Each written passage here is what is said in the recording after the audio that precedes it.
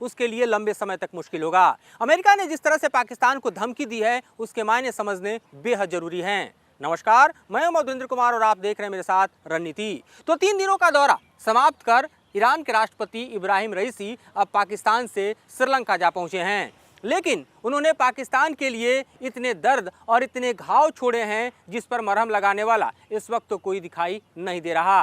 दरअसल पाकिस्तान को ऐसा लगता था कि इब्राहिम रईसी के दौरे से उसको बहुत कुछ हासिल होगा, आर्थिक मोर्चे पर भी, सामरिक मोर्चे पर भी, कूटनीति के मोर्चे पर भी और उससे कहीं ज़्यादा कश्मीर के मोर्चे पर। लेकिन पाकिस्तान के हाथों एक बार फिर से झुनझुना लगा है और रईसी अपना काम करके निकल चुके हैं। इब्राहिम रईसी को पाकिस्तान से क्या चाहिए था?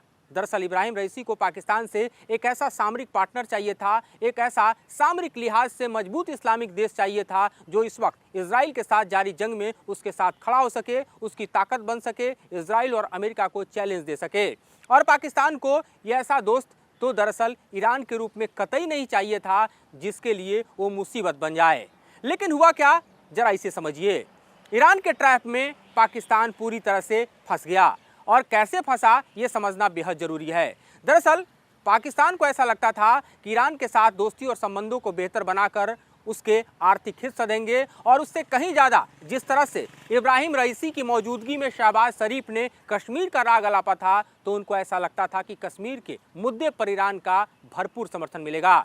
लेकिन अब तो ज्वाइंट डिक्लेरेशन आ गया और इस ज्वाइंट डिक्लेरेशन में देखिए कि ईरान और पाकिस्तान के इस साझे वक्तव्य में कश्मीर का उल्लेख तो जरूर हुआ है, लेकिन ईरान ने अपने पक्ष को स्पष्ट करते हुए कहा है कि बातचीत के जरिए दोनों ही देशों के बीच म्यूचुअल अंडरस्टैंडिंग के जरिए, अंतर्राष्ट्रीय कानूनों के जरिए कश्मीर मसले का हल होना चाहिए। यानी ईरान ने वही बात कही है जो भारत लंबे समय से कहता रहा है कि पाकिस्तान और भारत के बीच का कश्मीर द्विपक्षीय मसला है। ये तब ज्वाइंट स्टेटमेंट में आया जबकि इससे पहले हमने देखा कि मंच पर जब शहबाज शरीफ और रईसी थे तो शहबाज शरीफ ने कश्मीर का राग छेड़ा था, उसकी तुलना कहीं और से नहीं बल्कि गजा से की थी, लेकिन उस वक्त रईसी चुप्पी साध गए थे और तब भारी फजीयत का सामना शहबाज शरीफ को कश्मीर के मुद्दे पर न सिर्फ अपने घरेलू मोर्चे पर बल्कि अंतर्राष्ट्रीय स्तर पर भी करना पड़ा था। और उसके बाद लिपापोती के तहत हम देख रहे हैं कि ज्वाइंट डिक्लेरेशन में कश्मीर का उल्लेख तो है, लेकिन ईरान ने भारत के साथ अपनी दोस्ती को कुछ इस तरह से कश्मीर के मुद्दे पर साधा है कि उसने भारत के पक्ष को ही ज्वाइंट डिक्लेरेशन में जाकर रख दिया है। अब जरा अमेरिका की धमकी को समझ लीजिए। वेदांत पटेल जो कि अमेरिकी विदेश विभाग के ज्वाइंट स्पोक्सपर्सन हैं, डिप्टी स्पोक्सपर्सन हैं, उनके बयानों में पाकिस्तान को जो धमकी दी गई है उसके मायने बेहद गंभीर हैं। साफ तौर पर अमेरिका ने कहा है कि ईरान के साथ किसी भी तरह के आर्थिक संबंध, ईरान के साथ किसी भी तरह के समझौते को जो आगे बढ़ाएगा उसे भयावह परिणाम भुगतने होंगे। वेदांत पटेल ने इतना ही नहीं रुका बल्कि उसके कहीं ज़्यादा आगे आप देखिए कि अमेरिका के बयानों में दरअसल पाकिस्तान को सप्लाई करने वाले उन कंपनियों का भी उल्लेख किया गया है जो पाकिस्तान के मिसाइल प्रोग्राम को आगे बढ़ाने की कोशिश कर रहे थे। और अमेरिका ने रईसी के दौरे के ठीक पहले इन कंपनियों पर प्रतिबंध लगा दिया था, जिसमें से 3 कंपनियां तो चीन की हैं, 1 बेलारूस की हैं। ये कंपनियां दरअसल पाकिस्तान के बैलिस्टिक मिसाइल प्रोग्राम को एक तरह से देखा जाए तो सप्लाई प्रोवाइड कर रही थी, जिससे पाकिस्तान का बैलिस्टिक मिसाइल प्रोग्राम आगे बढ़ पाए।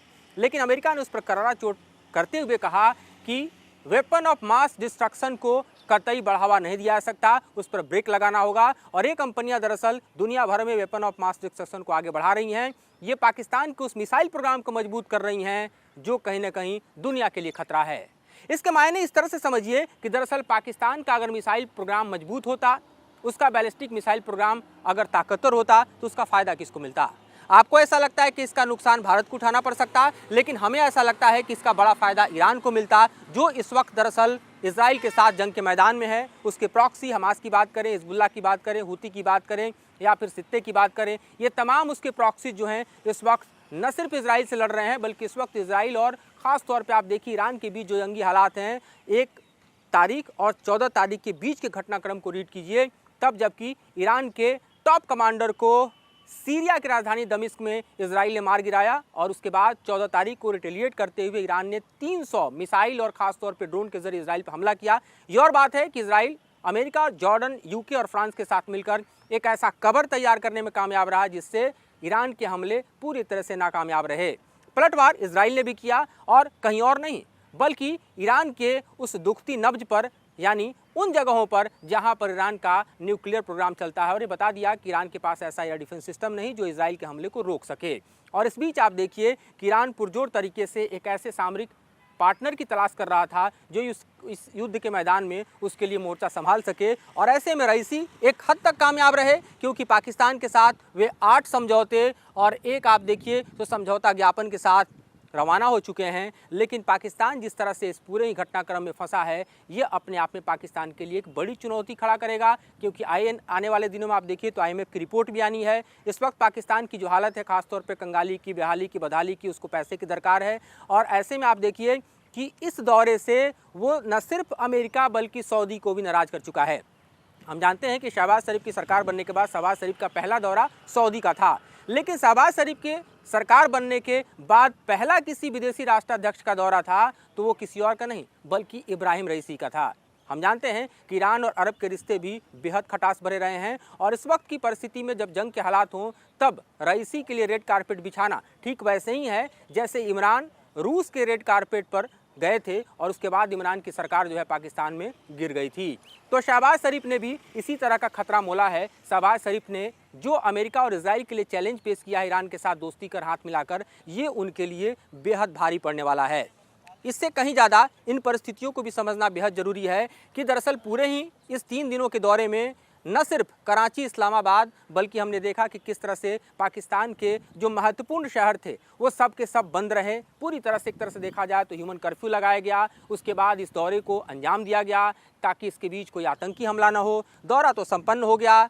ईरान पूरी तरह से इस दौरे से लाभान्वित दिखाई दे रहा है। लेकिन पाकिस्तान की हालत देखिए तो पाकिस्तान पूरी तरह से इब्राहिम रईसी के इस दौरे के बाद बैकफुट पर खड़ा है। और जिस तरह से इस दौरे के समाप्ति के साथ ही अमेरिका ने पुरजोर तरीके से हमला पाकिस्तान पर बोला है, पाकिस्तान को समझ नहीं आ रहा कि जवाब कैसे दिया जाए और इस मुसीबत से कैसे उबरा जाए। क्योंकि ईरान पर देखा जाए तो सैंक्शंस की एक नई बौछार जो है अमेरिका करने की तैयारी में है। वो इसलिए क्योंकि ईरान ने तमाम एयर स्पेस को वायलेट करते हुए इजराइल पर हमला बोला। और अब चूंकि पाकिस्तान ईरान के साथ संबंधों को साध रहा है और इस ज्वाइंट हम देखें स्टेटमेंट में तो ये भी कहा गया है कि लगभग 10 से 20 गुना जो ट्रेड है उसको अगले 5 से 10 साल में ईरान और पाकिस्तान बढ़ाएंगे। यानी आर्थिक मोर्चे पर दोनों का सहयोग आगे बढ़ेगा। ये और बात है कि अंदर खाने में न सिर्फ पाकिस्तान ईरान के जो न्यूक्लियर प्रोग्राम्स हैं उनको सपोर्ट करेगा बल्कि मिसाइल प्रोग्राम्स को भी सपोर्ट करेगा। और इसी पर कहीं ना कहीं सबसे ज़्यादा नज़र इस वक्त पाकिस्तान पर अमेरिका गड़ाए बैठा है। क्योंकि अमेरिका न सिर्फ आर्थिक मोर्चे पर बल्कि सामरिक मोर्चे पर देखना चाहता है कि किस तरह से ये दोनों गठजोड़ जो हैं देश आगे बढ़ाते हैं। क्योंकि इसी से सबसे बड़ा खतरा किसी और को नहीं बल्कि इजराइल को उत्पन्न होगा। और इन्हीं परिस्थितियों को देखते हुए अमेरिका ने पाकिस्तान को तो धमका दिया और जाहिर है पाकिस्तान के लिए इस वक्त की स्थिति न इधर की है न उधर की है। यानी इजराइल के साथ इस वक्त ईरान के युद्ध में कोई फंसा सबसे ज़्यादा दिखाई दे रहा है तो पाकिस्तान दिखाई दे रहा है, जिसने ईरान के लिए रेड कारपेट बिछाया था। आने वाले दिनों में अब किस तरह की मुसीबतें और चुनौतियां पाकिस्तान के सामने पेश होंगी, उत्पन्न होंगी, अमेरिकी सैंक्शन के तहत किस तरह से ईरान के बाद पाकिस्तान भी आएगा, ये देखना बेहद दिलचस्प होगा। फिलहाल इस मुद्दे पर इतना ही। मुझे और मेरे सहयोगी सुभाष चंद्र को दीजिए।